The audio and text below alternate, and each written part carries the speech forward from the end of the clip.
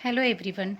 Today we will discuss about the virtual base class, how the virtual base class is be used. In the last session we saw about the inheritance, then we saw the constructor and destructors that are used in the inheritance, how the values are passed to the base class constructor via the derived class constructor. But in the inheritance, sometime there may be the situation that all the three types of inheritance, namely multi-level, multiple and hierarchical inheritance are involved. In some example, it may be possible that all the types of inheritance get involved, and this is shown in the following figure. In this figure, if you look at this figure, in this figure it consists of the single inheritance, as well as it consists of the hierarchical inheritance, as well as it consists of the multiple inheritance, and same time it consists of the multi-level inheritance. That means all the types of inheritance are shown in the given figure. They are all involved for the given figure. So as shown in above figure, the class 4 might have some problem. That means as shown in this figure, this class 4 may have some problem. All the members of 1 are inherited into 4 twice, first via the 2 and second via the 3. As shown in this figure, in the 4, what is the problem in the class 4? That is, all the vertices, all the data members of 1 are duplicated in the class 4, because there are 2 copies are present, one via the class 2 and one via the class 3. So this is the problem with the class 4. This means 4 would have duplicate set of members inherited from class 1, and this introduces ambiguity as shown in the following program. We take one sample program in which we show how these duplications of the data members are inherited from the base class. Now in this example, we have one base class, that is a class 1, with a one constructor function, that is a one whose name is same as our class name. Then we have a derived class, that is a class 2, which is inherited from the class 1, which inherit the class 1 publicly, and this derived class has its own constructor function, that is a 2. Now we again have the another derived class which again inherit the class 1, and this is a example of hierarchical inheritance. Here we have a two derived class 2 and class 3, which is inherit the single base class, that is a class 1. So this is an example of the hierarchical inheritance. Now this class 3 has its own member function, that is a constructor with the same name as the class name. Now we have another derived class, that is a class 4, which is derived from two base class, that is from class 2 and from class 3. So this class 4 inherit class 2 as well as the class 3, and this is an example of multiple inheritance in where we have one derived class and two base class. Now in this class 4 we have one constructor function whose assigned value to the its data member A4 as a 6 and display the message, that is a 4.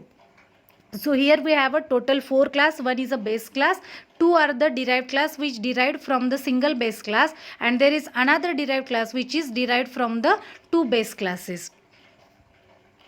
Now in the integer we are creating the object of the derived class, that is the 4. Here in first example we have a derived class 4 which is derived from class 2 and class 3, that is the base classes of the 4, and here we are creating the object of class derived class 4 f. As soon as we create the object of the derived class, the constructor of its base class get executed, that is the constructor of 2 and 3 are called by the compiler, but before this the constructor of the base class 1 is get executed. So we get the message as 1 2, 1 that is of the base class, 2 for the second class, that is the first base class for this derived 4.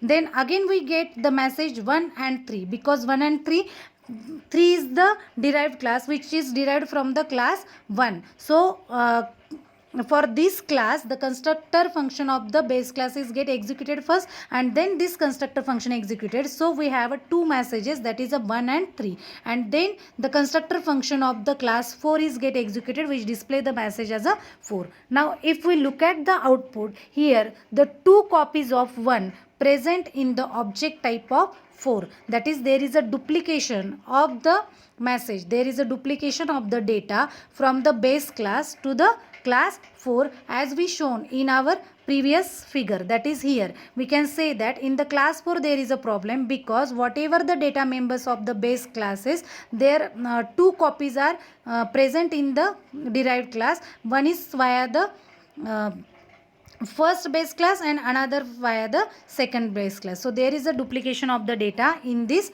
class. This is the problem with the inheritance, when multiple type of inheritance are included in the example. So again, if we try to show the value of f dot a, that is, here we are creating the object of class 4 and we are saying cout f dot a, at that time error may be occur. Why? Because variable a is present twice in the object of 4. In the object of 4 there are two times that variable a is present, one from the class 2 and one from the class 3, and hence there are two copies of a present in the object f. The compiler does not know which one is being referred, whether he has to refer the copy of a of 2 or whether he has to refer the copy of a of class 3. So there is a ambiguity for printing the value of a which is present in the object of 4. So how to resolve this problem? There are two ways for solving this problem. First is with the help of manual selection, and another, that is the second way, is with the help of virtual base class. We first see how we will solve this problem with a manual selection.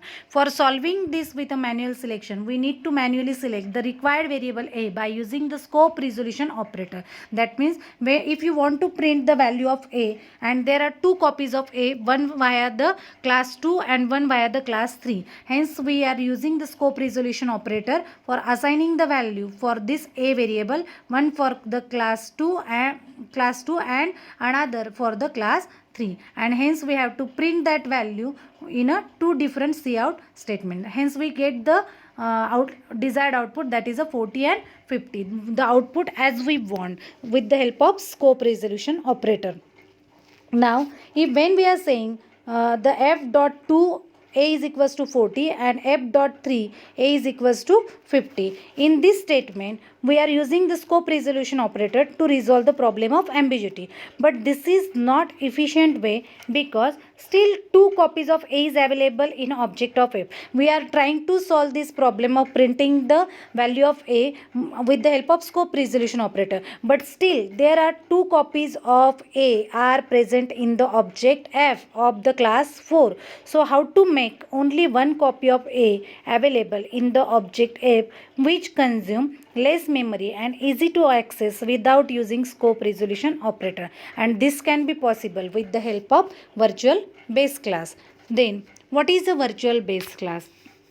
The duplication of the inherited members due to the multiple copies can be avoided by making the common base class as a virtual base class while declaring the direct or intermediate base classes as shown. How to declare then it? We can make the base class 1 as a virtual for the remaining classes. So the duplication of the data or duplication or multiple copies can be avoided to the derived class. Here we are saying class 1 is declared as a normal class, but while inheriting this class 1 for the class 2 and for the derived class 3, we are making that class 1 as a virtual. So only one copy of that one is present in the class 2 as well as in the class 3, and only one copy of that class 1 is passed to the class 4 either via the 2 or 3.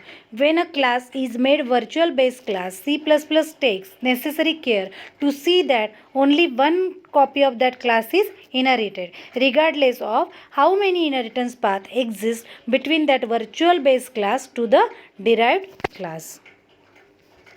Here we are taking the same program for showing the virtual base class. Again we have a one base class with a class 1 now, and we have a two derived class, that is a class 2 and class 3, which is inherited from the class 1. Now here we are making the class 1 as a virtual, so that we are making this base class virtual. So only one copy is created and which is inherited for the class 2 as well as the class 3, which is derived from this base class 1.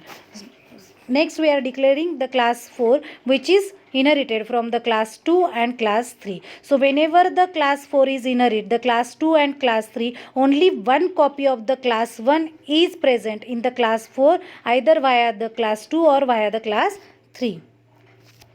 So when we are creating the object of class 4, we are getting the output 1, 2, 3, 4. Here we are not getting the 2 copies of 1 because we are making our the base class as a virtual. So only one copy of its data member is inherited into its derived class, no matter how many derived class is derived from that base class. So only one copy is present in each class, and that only one copy is present in the for the inheritance level, next inheritance level. So we get the output 1, 2, 3, 4. So only one copy is maintained and there is a no ambiguity, that is the ambiguity problem is solved with the help of virtual base class.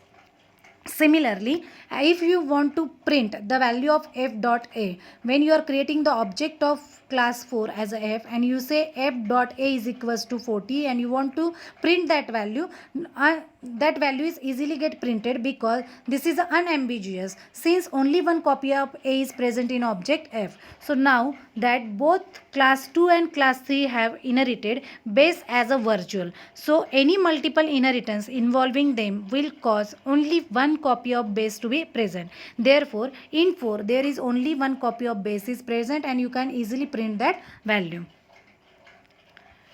I hope this session will be helpful for you for understanding what is a virtual base class and how it is used. Virtual base class is basically used to avoid the duplication of data when the multiple type of inheritance are get involved in a problem, and for avoiding that duplication of the data we are making the one base class, our main base class, as a virtual base class. So only one copy of that base class is get inherited by the different derived class. This is the basic concept regarding the virtual base class. I hope this is helpful for you. Thank you.